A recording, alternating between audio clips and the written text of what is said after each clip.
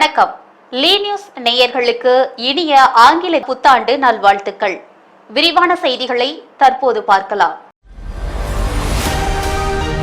குடும்ப அறுவை சிகிச்சை செய்து 9 ஆண்டுகளுக்கு பிறகு கர்ப்பமான மனைவி சரியான சிகிச்சை அளிக்காததால் தாய் குழந்தை உயிரிழந்ததாக குற்றச்சாட்டு.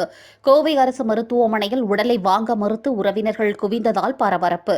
கோவை அம்மன்குளம் பகுதியைச் சேர்ந்த அண்ணாதுரை சங்கீதா தம்பதி கடந்த 9 ஆண்டுகளுக்கு முன்பு கோவை அரசு மருத்துவமனையில் 2வது பிரசவம் பார்த்துள்ளனர். அப்போது குடும்ப கட்டுப்பாடு அறுவை சிகிச்சையும் செய்யப்பட்டதாக கூறப்படுகிறது. இந்நிலையில் 9 ஆண்டுகளுக்கு பிறகு சங்கீதா மீண்டும் கர்ப்பமாகிய நிலையில் மருத்துவமனை சிகிச்சைக்காக அனுமதிக்கப்பட்டுள்ளார். தாய் மற்றும் கருவில் இருக்கும் குழந்தை இருவரும் மிகுந்த ஆபத்தான நிலையில் இருப்பதாக மருத்துவர்கள் தெரிவித்து அறுவை சிகிச்சை அவசியம் என்று கூறியதாக குடும்பத்தினரிடம் தெரிவித்துள்ளனர். அறுவை சிகிச்சை மேற்கொண்ட போது 6 மாத குழந்தை இறந்த நிலையில் வெளியே எடுக்கப்பட்ட நிலையில் அதனை அடக்கம் செய்துள்ளார் சங்கீதாவின் கணவர். தொடர்ந்து மீண்டும் சங்கீதாவிற்கு மேற்கொள்ளப்பட்ட அறுவை சிகிச்சைகளுக்கு பிறகு சங்கீதாவும் உயிரிழந்ததாக கணவர் குற்றம் சாட்டியுள்ளார். மேலும் அறுவை சிகிச்சை முடிந்த பிறகு தையல்கள் சரியாக போடப்படவில்லை என்றும் தையல் இடங்களிலிருந்து கழிவுகள் வெளியேறும் அளவிற்கு மோசமான மருத்துவ அலட்சியம் நடைபெற்றதாகவும் உறவினர்கள் குற்றச்சாட்டினை முன்வைத்துள்ளனர். பல்வேறு அறுவை சிகிச்சைகளுக்கு பிறகு இரவு 9:30 மணி அளவில் சங்கீதா உயிரிழந்ததாகவும் தெரிவிக்கப்பட்டுள்ளது. கோவை மாவட்டம் கருமத்தம்பட்டி அருகே டீ கடைக்கு தேநீர் அருந்த வந்த வடமாநில இளைஞர்களை தாக்கி கத்தியால் குத்தும் சிசிடிவி காட்சிகள் வெளியாகியுள்ளது. இதுகுறித்து கருமத்தம்பட்டி போலீசார் விசாரணை மேற்கொண்டு வருகின்றனர். உத்தரப்பிரதேச மாநிலத்தைச் சேர்ந்தவர்கள் ராகேஷ் மற்றும் கோவிந்த கோண்ட். இவர்கள் இருவரும் கோவை மாவட்டம் கருமத்தம்பட்டி அருகே உள்ள தனியார் நிறுவனத்தில் தங்கி கார்பெண்டர் வேலை செய்து வருகின்றனர். இவர்கள் கடந்த 15ஆம் தேதி கருமத்தம்பட்டி பகுதியில் உள்ள KMS பேக்கரியில் டீ குடிக்க சென்றனர். அப்பொழுது அங்கு டீ கடையில் இருந்த இருவர் இவர்களிடம் தமிழில் கேள்வி கேட்கவே வட மாநில இளைஞர்களுக்கு பதில் சொல்ல தெரியவில்லை. இந்நிலையில் அருகில் இருந்த கட்டிடத்தை காட்டி அங்கு வேலை செய்வதாக சைகை மொழியில் பேசிய நிலையில் அந்த இருவரும் தகாத வார்த்தையில் பேசி வடமாநில தொழிலாளர்கள் இருவரையும் தாக்கியதுடன் கத்தியால் குத்தி உள்ளனர். இதனையடுத்து டீ கடையில் இருந்த ஊழியர்களும் பொதுமக்களும் வடமாநில இளைஞர்களை மீட்டனர். வட மாநில இளைஞர்களுக்கு மிரட்டல் விடுத்துவிட்டு அந்த இருவரும் அங்கிருந்து கிளம்பி சென்றனர். இதனையடுத்து தனியார் மருத்துவமனையில் வட மாநில தொழிலாளர்கள் கோவிந்த் கோல்ட் மற்றும் ராகேஷ் ஆகிய இருவரும் அனுமதிக்கப்பட்டனர்.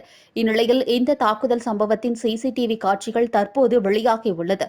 இதனிடையே சம்பவம் நடந்து 3 வாரத்திற்கு மேலாகியும் சிசிடிவி காட்சிகள் போன்றவை கிடைத்தும் தாக்குதல் நடத்திய நபர்களை கண்டறிய முடியாமல் கருமத்தம்பட்டி போலீசார் திணறி வருகின்றனர்.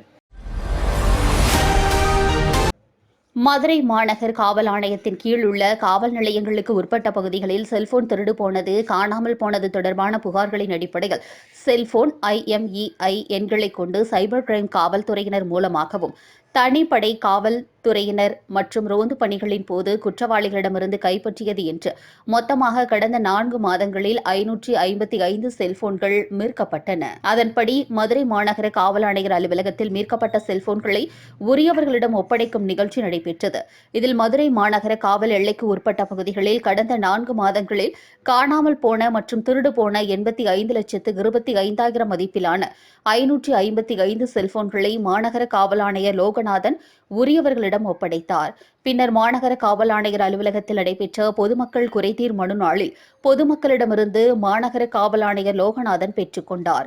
மதுரை மாநகர் பகுதியில் 2025ஆம் ஆண்டில் மொத்தமாக 1,69,80,000 மதிப்புள்ள 1,132 செல்போன்கள் கண்டுபிடிக்கப்பட்டு பொதுமக்களிடம் ஒப்படைக்கப்பட்டுள்ளதாக காவல் ஆணையர் லோகநாதன் தெரிவித்தார். இதனிடையே மதுரை மாநகர் பகுதியில் செல்போன் காணாமல் போனது மற்றும் திருடப்பட்டது தொடர்பான புகார்களில் உடனுக்குடன் நடவடிக்கை எடுத்து செல்போன்களை மீட்ட மாநகர காவல்துறையினர், தனிப்படையினர், சைபர் கிரைம் காவல்துறையினருக்கு மாநகர காவல் ஆணையர் லோகநாதன் பாராட்டுக்களை தெரிவித்தார். கோவையில் இருசக்கர வாகனங்கள் நேருக்கு நேர் மோதும் சிசிடிவி காட்சிகள் வெளியாகி அதிர்ச்சியை ஏற்படுத்தியுள்ளது. கோவை மணியக்காரன்பாளையம் பகுதியைச் சேர்ந்த மேகநாதன் என்பவர் சரவணம்பட்டி பகுதியில் IT நிறுவனத்தில் பணியாற்றும் தனது மனைவியை அலுவலகத்தில் இறக்கி விட்டுவிட்டு மீண்டும் தனது இருசக்கர வாகனத்தில் வீடு நோக்கி சென்று கொண்டிருந்தார். அதே வேளையில் தேனியைச் சேர்ந்த IT நிறுவன ஊழியரான சரவணன் என்பவர் சரவணம்பட்டி பகுதியில் உள்ள அலுவலகம் நோக்கி சென்று கொண்டிருந்த நிலையில் சரவணம்பட்டியை அடுத்து சின்னவேடம்பட்டி அருகே கார் ஒன்றை முந்தி சென்ற பொழுது 2 இருசக்கர வாகனங்களும் நேருக்கு நேர் ஒன்றோடு ஒன்று மோதி விபத்துக்குள்ளானது. இந்த விபத்தில் IT யூனியனான சரவணன் தலையில் பலத்த காயம் ஏற்பட்டு ரூபபாளையம் பகுதியில் உள்ள தனியார் மருத்துவமனையிலும் கை கால் முறிவு ஏற்பட்ட நிலையில் பலத்த காயங்களுடன் மேகநாதன் கோவை மேட்டுப்பாளையம் சாலையில் உள்ள தனியார் மருத்துவமனையிலும் தீவிர சிகிச்சை பிரிவில் அனுமதிக்கப்பட்டு சிகிச்சை பெற்று வருகிறார். கோவையில் பெரும் விபத்து தவிர்ப்பு. நடுரோட்டில் சரிந்து விழுந்த இரும்பு பைப்கள், அதிர்ஷ்டவசமாக தப்பிய வாகன ஓட்டிகள். கோவை மாநகரின் மிக முக்கிய போக்குவரத்து நெரிசல் மிகுந்த திருச்சி சாலையில் புதன்கிழமை பிற்பகல் ஓடும் வாகனத்திலிருந்து இரும்பு பைப்கள் திடீரென்று சாலையில் சரிந்து விழுந்த சம்பவம் பரபரப்பை ஏற்படுத்தியுள்ளது. நல்வாய்ப்பாக முன்னால் சென்ற வாகன ஓட்டிகள் உயிர் தப்பினர். தொழில் நகரமான கோவையில் மூலப்பொருட்களை ஏற்றி செல்லும் வாகனங்களின் எண்ணிக்கை எப்பொழுதும் அதிகமாக இருக்கும். புதன்கிழமை பிற்பகல் திருச்சி சாலையில் உள்ள நெடுஞ்சாலைத்துறை கண்காணிப்பாளர் அலுவலகம் அருகே ஒரு பொலிரோ பிக்கப் வாகனம் இரும்பு பைப்புகளை ஏற்றிக் கொண்டு சென்று கொண்டிருந்தது. அப்பொழுது வாகனத்தில் போதிய பாதுகாப்புகள் இன்றி அடிக்க வைக்கப்பட்டிருந்த இரும்பு பைப்புகள் திடீரென்று சாலையில் சரிந்து விழுந்தன. பைப்புகள் விழுவதை கவனித்த ஓட்டுநர் உடனடியாக பிரேக் பிடித்து வாகனத்தை நிறுத்தினார். பைப்புகள் சரிந்த போது அந்த வாகனத்தின் அருகே மற்றும் முன்னால் சென்றவர்கள் மீது பாய்ந்து உயிர் சேதம் ஏற்படுத்தியிருக்கும். இதனையடுத்து வாகனங்கள் கொள்ளளவை விட அதிக நீளமான மற்றும் அதிக எடை கொண்ட பொருட்களை எடுத்து செல்லும் வாகனங்களை போக்குவரத்து காவல்துறையினர் கண்காணித்து அசம்பாவித சம்பவங்கள் நடைபெறும் முன்பு நடவடிக்கை எடுக்க வேண்டும் என்று பொதுமக்களும் சமூக ஆர்வலர்களும் வலியுறுத்தி வருகின்றனர். திருச்சி தனியார் பெண்கள் விடுதியில் 41 பேர் வாந்தி மயக்கம். அரசு மருத்துவமனையில் அனுமதி. அதிகாரிகள் தீவிர விசாரணை. திருச்சி கண்டோன்மென்ட் காவல் நிலையம் பகுதியில் செயல்பட்டு வரும் YWCA மகளிர் விடுதி. இந்த விடுதியில் கல்லூரியில் படிக்கும் மாணவிகள் மற்றும் பல்வேறு தொழில் நிறுவனங்களில் அலுவலகங்களில் பணிபுரியும் பெண்கள் 100க்கும் மேற்பட்டோர் உள்ளனர்.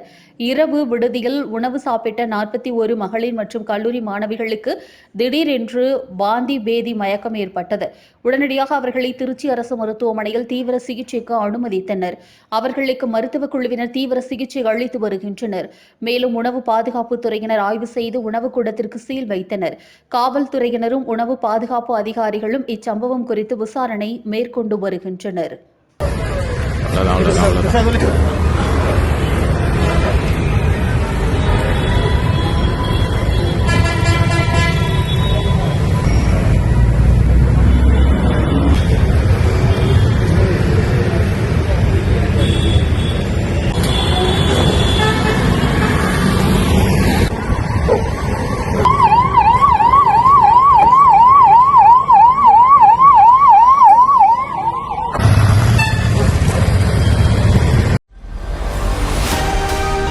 மதுரையில் அடுக்குமாடி குடியிருப்பில் புத்தாண்டு உற்சாகமாக கொண்டாடப்பட்டது. சிறுவர்கள், பெண்கள் நடனமாடியும் கலை நிகழ்ச்சிகளுடன் உற்சாகமாக கொண்டாடினர். 2026ஆம் ஆண்டு தொடங்கிய நிலையில் மதுரை ஆண்டாள்புரம் பகுதியில் உள்ள வசுதாரா அடுக்குமாடி குடியிருப்பில் உள்ள குடியிருப்பு வாசிகள் புத்தாண்டை உற்சாகமாக கொண்டாடினர். குழந்தைகள், பெண்கள், இளைஞர்கள், முதியவர்கள் என்று அனைத்து தரப்பினரும் ஆடிப்பாடியும் கலை நிகழ்ச்சிகளுடன் உற்சாகமாக கொண்டாடினர். புத்தாண்டு பிறந்தபோது 12 மணிக்கு சிறுவர்கள், பெண்கள் என்று ஏராளமானோர் நடனமாடியும் ஒருவருக்கொருவர் கைகுலுக்கியும் கட்டி தழுவியும் வாழ்த்துக்களை தெரிவித்துக் கொண்டனர். இதனையடுத்து பல்வேறு போட்டிகள் நடத்தப்பட்டு பரிசுகள் வழங்கப்பட்டன. வசுதாரா அபார்ட்மெண்ட்ஸ்ல இருந்து பேசுறேன். இந்த வரக்கூடிய புத்தாண்டு ரொம்ப நல்ல ஆண்டா இருக்க போகுது. ரொம்ப ஹெல்த்தியா, பாசிட்டிவா, ரொம்ப சந்தோஷமா இருக்க போகுது. நாங்க இந்த 2025ல என்னென்ன சேலஞ்சஸ் நாங்க பார்த்தோமோ அதை எல்லாமே ஓவர் கம் பண்ணி ரொம்ப நல்ல ஒரு புத்தாண்டை வரவேற்கிறோம். கடவுள் அருள் கண்டிப்பா இருக்கு. உலகம் முழுவதும் 2026 ஆங்கில புத்தாண்டை மக்கள் கோலாகலமாக கொண்டாடி வருகின்றனர்.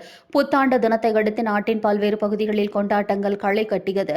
தமிழகத்தில் சென்னை உட்பட பல்வேறு நகரங்களில் வான வேடிக்கையுடன் மக்கள் புத்தாண்டை வரவேற்றனர். இதன் ஒரு பகுதியாக திருச்சியில் பல்வேறு பகுதிகளிலும் பொதுமக்கள் புத்தாண்டை கொண்டாடினர். குறிப்பாக மாவட்டத்தின் முக்கிய இடமான காவிரி பாலத்தில் புத்தாண்டு கொண்டாட்டம் கோலாகலமாக நடைபெற்றது. இதில் ஏராளமான இளைஞர்கள் மற்றும் பொதுமக்கள் கலந்து கொண்டு ஆட்டம், பாட்டம், கொண்டாட்டம் என்று வான வேடிக்கையுடன் புத்தாண்டை வரவேற்றனர்.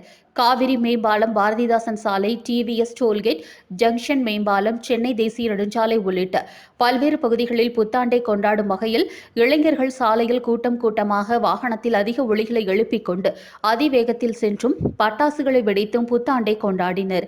இருப்பினும் புத்தாண்டு நாளில் மதுபோதையில் வாகனங்களில் சென்றவர்கள் மற்றும் போக்குவரத்து விதிமுறைகளை மீறி அதிவேகமாக சென்ற வாகனங்களின் பதிவு எண்களை சேகரித்து போக்குவரத்து போலீசார் அபராதம் விதித்துள்ளனர். மேலும் பொதுமக்களுக்கு இடையூறு மற்றும் எந்தவொரு அசம்பாவித சம்பவங்களும் ஏற்படாத வண்ணம் காவல்துறையினர் பல கட்டுப்பாடுகளை விதித்து திருச்சி மாநகர் மற்றும் புறநகரின் முக்கிய பகுதியில் போலீசார் பாதுகாப்பு பணியில் ஈடுபட்டனர். இதனைத் தொடர்ந்து வியாழக்கிழமை காலையில் கோவில்கள் மற்றும் தேவாலயங்களில் புத்தாண்டு சிறப்பு வழிபாடுகள் செய்யப்பட்டன. அனைத்து கிறிஸ்தவ சபைகளிலும் இரவு 10 மணி முதல் புத்தாண்டு சிறப்பு ஆராதனைகள் நடைபெற்றது. இதில் ஏராளமானோர் கலந்து கொண்டு ஒருவருக்கொருவர் புத்தாண்டு வாழ்த்துக்களை பரிமாறிக்கொண்டனர். 2026 புத்தாண்டை முன்னிட்டு கோவையில் கோவில்களிலும் தேவாலயங்களிலும் காலை நேர சிறப்பு பூஜைகள் மற்றும் ஆராதனைகள் நடைபெற்றன. 2026ஆம் ஆண்டு துவங்கியுள்ளதை முன்னிட்டு அதிகாலை முதலே அனைத்து கோவில்களிலும் தேவாலயங்களிலும் சிறப்பு பூஜைகள், சிறப்பு ஆராதனைகள் நடைபெற்று வருகின்றன. கோவையில் அனைத்து கோவில்கள் மற்றும் தேவாலயங்களில் சிறப்பு பூஜைகள், ஆராதனைகள் நடைபெற்று வருகின்றன. அதன் ஒரு பகுதியாக புளியகுளம் பகுதியில் உள்ள பிரசித்தி பெற்ற முந்தி விநாயகர் கோவிலில் அதிகாலை சிறப்பு பூஜைகள் நடைபெற்றது. முந்தி விநாயகருக்கு நல்லெண்ணெய் காப்பு சாத்தி அருகம்புல் மாலை அலங்காரம் செய்யப்பட்டிருந்தது. காலை முதலே தொடர்ச்சியாக பொதுமக்கள் வருகை புரிந்து சுவாமி தரிசனம் செய்தனர். மேலும் சபரிமலைக்கு செல்லக்கூடிய ஐயப்ப பக்தர்களும் இக்கோவிலுக்கு வருகை புரிந்து சுவாமி தரிசனம் செய்துவிட்டு சபரிமலைக்கு புறப்பட்டனர். அதேபோன்று புலியகுளம் பகுதியில் உள்ள அந்தோனியார் தேவாலயத்திலும் புத்தாண்டை முன்னிட்டு காலை நேர சிறப்பு பிரார்த்தனைகள் நடைபெற்றது. இதேபோன்று கோவையில் ஈச்சனாரி விநாயகர் கோவில், மருதமலை முருகன் கோவில், கோணியம்மன் கோவில், தண்டுமாரியம்மன் கோவில் என்று அனைத்து கோவில்களிலும் புத்தாண்டை முன்னிட்டு சுவாமி தரிசனம் பொதுமக்கள் செய்தனர். சூலூர் ஒண்டிப்புதூரில் பிரசித்தி பெற்ற CSI ஆலயத்தில் புத்தாண்டு ஆராதனை கோலாகலமாக நடைபெற்றது. கோவை மாவட்டம் சூலூர் அருகே உள்ள ஒண்டிப்புதூரில் உள்ள பிரசித்தி பெற்ற CSI சகல பரிசுத்தவான்கள் ஆலயத்தில் 2026ஆம் ஆண்டு புத்தாண்டு ஆராதனை மிகவும் சிறப்பாகவும் உற்சாகத்துடனும் கொண்டாடப்பட்டது. இச்சிறப்பு ஆராதனைக்கு ஆலயத்தின் ஆயர்கள் ஆஸ்டின் மற்றும் சாமுவேல் ஜான்சன் ஆகியோர் தலைமை தாங்கி இறைவனை துதிக்கும் பாடல்கள் மற்றும் சிறப்பு பிரார்த்தனைகளுடன் வழிபாட்டை நடத்தினர். ஆராதனையின் போது ஆசி உரை வழங்கிய ஆயர் இந்த புதிய ஆண்டு அனைத்து சமுதாய மக்களிடையேயும் மத நல்லிணக்கத்தையும் ஒருமைப்பாட்டையும் மகிழ்ச்சியையும் நிலைநாட்டும் ஆண்டாக அமைய வேண்டும் என்றும் வாழ்த்தினார். இந்த விழாவில் சிறுவர் முதல் பெரியவர்கள் வரை திரளானோர் புத்தாடை அணிந்து உற்சாகத்துடன் கலந்து கொண்டனர். ஆராதனையின் முடிவில் மக்கள் ஒருவருக்கொருவர் புத்தாண்டு வாழ்த்துக்களை பரிமாறிக்கொண்டு புதிய ஆண்டை இறை சிந்தனையுடனும் சமூக நல்லிணக்க நோக்கத்துடனும் வரவேற்றனர்.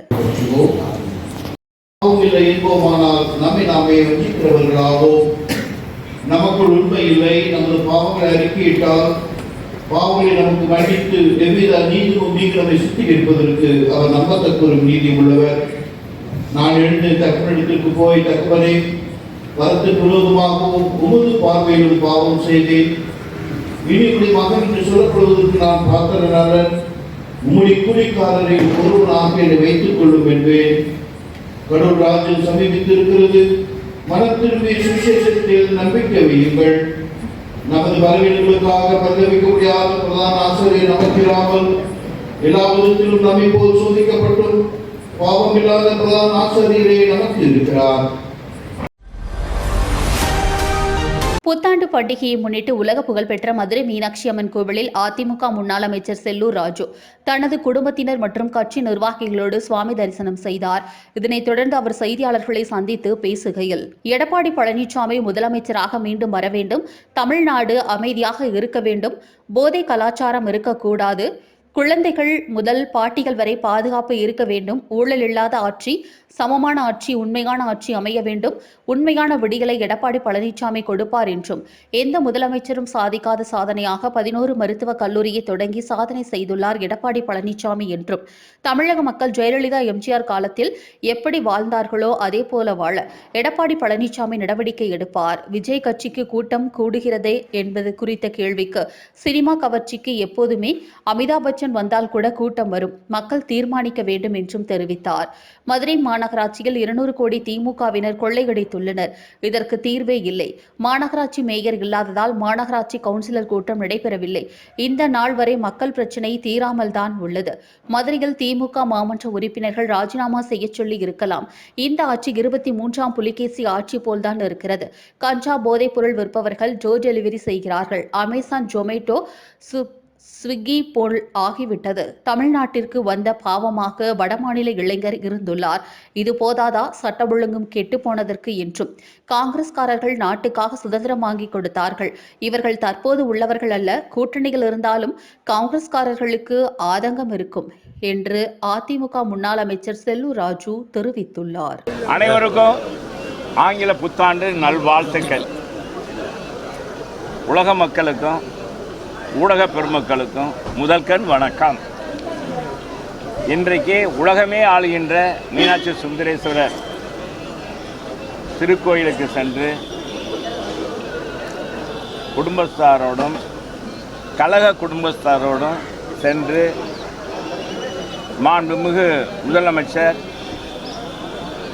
மீண்டும் தமிழகத்துடைய முதலமைச்சராக வர வேண்டும், அங்கே கண்ணி மீனாட்சி சுந்தரேஸ்வரர் அருள் புரிய வேண்டும். காரணம் என்னன்னா, தமிழ்நாடு அமைதி பூங்காவாக இருக்கணும், தமிழ்நாட்டில் போதை கலாச்சாரம் இருக்கக்கூடாது, குழந்தையிலிருந்து பாட்டியல் வரைக்கும் பாதுகாப்பு வேணும், நாட்டில் ஊழலில்லா ஆட்சி, அனைவருக்கும் சமமான ஆட்சி, உண்மையான ஆட்சி, உண்மையான தமிழகத்துக்கு விடியலை மாண்புமிகு எடப்பாடியார் கொடுப்பார். கோவை மாவட்டம் பொள்ளாச்சியை அடுத்த டாப் ஸ்லிப், பரம்பிக்குளம் போன்ற பகுதிகளில் மான், வரையாடு, காட்டு மாடு, புலி, சிறுத்தை, கரடி போன்ற வனவிலங்குகள் அதிகமாக இருப்பதால் சுற்றுலா பயணிகள் தினம்தோறும் வந்து செல்கின்றனர். இந்நிலையில் தற்போது அரையாண்டு பள்ளி தொடர் விடுமுறை அளிக்கப்பட்டுள்ள நிலையில் அதிக அளவிலான சுற்றுலா பயணிகள் வந்து செல்கின்றனர். இந்நிலையில் டாப் ஸ்லிப்பில் இருந்து பரம்பிக்குளம் செல்லும் வழியில் 2 புள்ளி மான்கள் சாலை ஓரத்தில் சண்டையிட்டுக் கொள்வதை பார்த்து சுற்றுலா பயணிகள் வீடியோ எடுத்து சமூக வலைதளங்களில் பதிவு செய்துள்ளனர். தற்போது இந்த வீடியோ வைரலாகி வருகிறது. திருச்சி மன்னார்புரம் பகுதியில் உள்ள ராணுவ மைதானத்தில் வரும் 5ஆம் தேதி மத்திய உள்துறை அமைச்சர் அமித் ஷா நம்ம ஊரு மோடி பொங்கல் நிகழ்வில் கலந்து கொள்ள உள்ளார். இதற்காக வியாழக்கிழமை பாஜக மாநில பொதுச் செயலாளர் கருப்பு முருகானந்தம் தலைமையில் பந்தல் கால் நடும் நிகழ்ச்சி நடைபெற்றது. இதில் திருச்சி மாவட்ட தலைவர் ஒன்றை முத்து மற்றும் மாநில மாவட்ட பாஜக நிர்வாகிகள் கலந்து கொண்டனர். இதனைத் தொடர்ந்து செய்தியாளர்களுக்கு பேட்டி அளித்த கருப்பு முருகானந்தம், தமிழக பாஜக சார்பாக மாநில தலைவர் நயினார் நாகேந்திரன் தமிழ்நாட்டில் திமுக ஆட்சியை அகற்ற வேண்டும் என பயணத்தை மேற்கொண்டுள்ளார். இதில் வரும் 4ஆம் தேதி புதுக்கோட்டையில் நிறைவு விழா நடைபெறவுள்ளது. இதில் மத்திய உள்துறை அமைச்சர் அமித் ஷா கலந்து கொள்கிறார். அமித் ஷா பயணம் தமிழ்நாட்டில் நடைபெறுவது என்றாலே அரசியலில் மிகப்பெரிய ஒரு அதிர்வலையை ஏற்படுத்தும் என்பது அனைவருக்கும் தெரிந்த ஒன்று. மேலும் உள்துறை அமைச்சர் அமித் ஷாவின் இந்த பயணம் தமிழ்நாட்டில் திமுக ஆட்சி அகற்றப்படும் என்ற உத்தரவாதத்தை உருவாக்கும் வகையில் அமையும். நிறைவு நிகழ்ச்சியை முடித்த பிறகு மறுநாள் காலை திருச்சி மன்னார்புரம் பகுதியில் உள்ள ராணுவ மைதானத்தில் நடைபெறவுள்ள தமிழர்களின் பாரம்பரிய கலாச்சாரமாக இருக்கக்கூடிய பொங்கல் விழாவில் 2000 குடும்பங்கள் பங்கேற்கும் அளவிற்கு ஏற்பாடுகள் மிக சிறப்பாக செய்யப்பட்டு வருகிறது.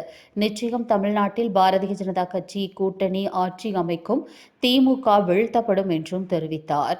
பாஜகவின் தேர்தல் வியூகம், திட்டங்கள் மற்றும் செயல்பாடுகள் குறித்து திமுக நிர்வாகிகள் மற்றும் தமிழ்நாடு முதல்வர் மு க ஸ்டாலின் அவர்களுக்கு அச்சம் ஏற்பட்டுள்ளது என்றும் அவர் தெரிவித்தார். மேலும் பேசிய அவர், தமிழ்நாட்டில் சட்டம் ஒழுங்கு பிரச்சினை தொடர்ந்து நீடித்து வருகிறது. மக்கள் ஒவ்வொரு நாளும் அவற்றை சிந்தித்து வருகிறார்கள். இந்நிலையில் மக்களை திசை திருப்ப திமுக அரசு பல்வேறு காரணங்களை கூறி வருகிறது. ஆகையால் வருகிற 2026 சட்டமன்ற தேர்தலில் பாஜக கூட்டணி மிகப்பெரிய வெற்றி பெறும். அதே சமயம் திமுக நாட்டில் இல்லாமல் போய்விடும் என்றும் அவர் தெரிவித்தார். தமிழக மக்களுக்கு கொடுக்கக்கூடிய வகையில் இந்த பயணம் அமைய வேண்டும் என்று நாங்கள் விரும்புகின்றோம். அந்த நிறைவு நிகழ்ச்சிக்கு பிறகு மறுநாள் காலை நம்முடைய உள்துறை அமைச்சர் அமித்ஷாஜி அவர்கள் இந்த அரங்கத்தில் ராணுவத்திற்கு சொந்தமான இந்த இடத்துல திருச்சியில் ஏற்கனவே பாரதிய ஜனதா கட்சியினுடைய பல்வேறு நிகழ்ச்சிகள் நடைபெற்ற இந்த இடத்துல தமிழர்களுடைய பண்பாடாக கலாச்சாரமாக இருக்கக்கூடிய பொங்கல் விழாவை 2000 பொங்கல் பானைகளோடு 2000 குடும்பங்கள் கலந்து கொள்ளக்கூடிய ஒரு மிகப்பெரிய விழாவாக நடத்த வேண்டும் என்று திட்டமிட்டு அதற்கான ஏற்பாடுகளை செய்யக்கூடிய வகையில் இன்றைக்கு இந்த இடத்திலே பூமி பூஜை போட்டிருக்கின்றோம்.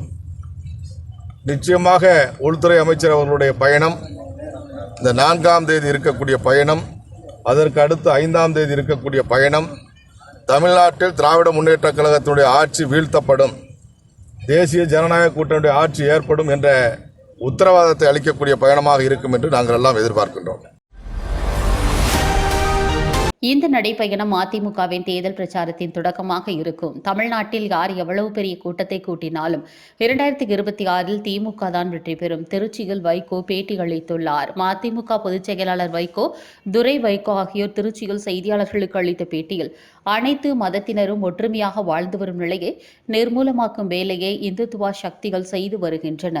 வட மாநிலங்களில் கிறிஸ்தவர்களும் இஸ்லாமியர்களும் தொடர்ந்து தாக்கப்பட்டு வருகிறார்கள்.